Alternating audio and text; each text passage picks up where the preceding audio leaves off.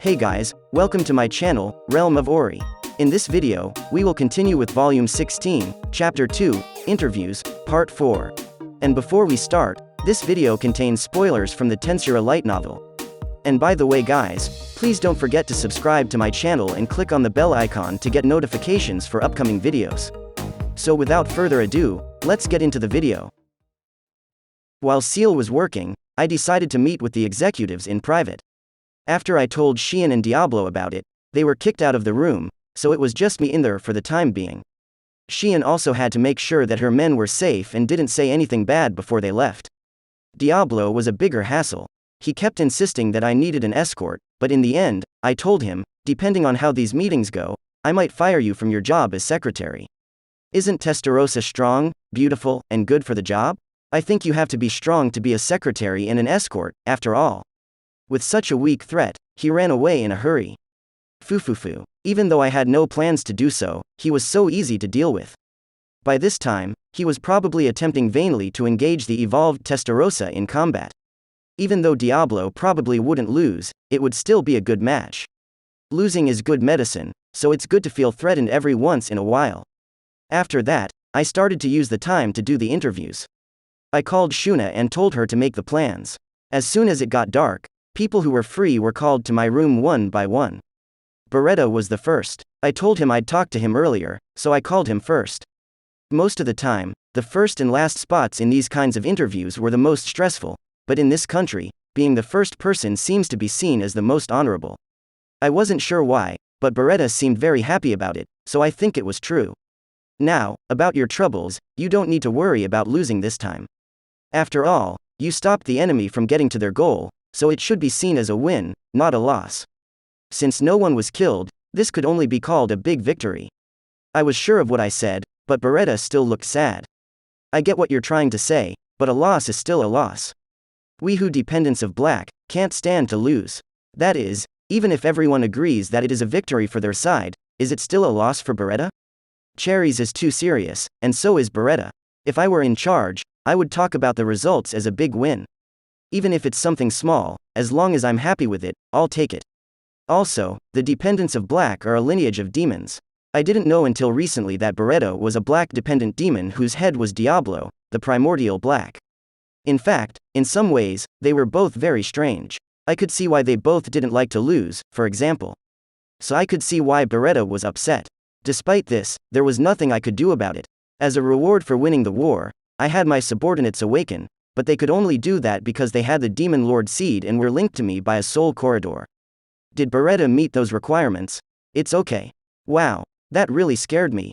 Seal was busy with its own work, but it seemed to be paying attention to what we were saying. If that was true, it could also help me with my paperwork. There are enough souls to awaken one person just for this. What are your plans? You're getting off track again, aren't you? Weren't things better before evolution? Negative. Nothing like that has been proven. No. Don't just act like you're going down a level to cheat. But, if that's the case, well, it looks like more souls were also gained during the battle with the Imperial Army. If those were used, Beretta could get what he wants. Beretta has worked very hard, but I haven't given him anything for it. I wasn't sure if I should reward Beretta because he now works for Ramiris. However, Beretta is also a very important friend of mine. Still, there was the important task of keeping Ramiris safe. I knew I would still need him, so to show my appreciation, I decided to take care of Beretta's problems. I could only do so much, but now it was up to him to make the effort. I understand why you feel bad about not being good at something. Because of this, I'll give you more power. I got out of my chair, made a pose like a powerful demon lord, and put my hand out to Beretta. Remember, all I can do is help you. From here on out, it's all up to you. So, I gave Beretta the 100,000 souls and did the evolutionary ritual. Since I gave Beretta his name, he could no longer change on his own. It's possible that this ritual was a way to take responsibility for that. No way. Beretta, you'll evolve in the same way. Please keep protecting Ramiris. Beretta was surprised, but nothing went wrong with his evolution. Beretta did not fall asleep in terms of his role as a member of Diablo's family. He did not stop evolving. The current state of his evolution was: name, Beretta. Existence value, 1,978,743.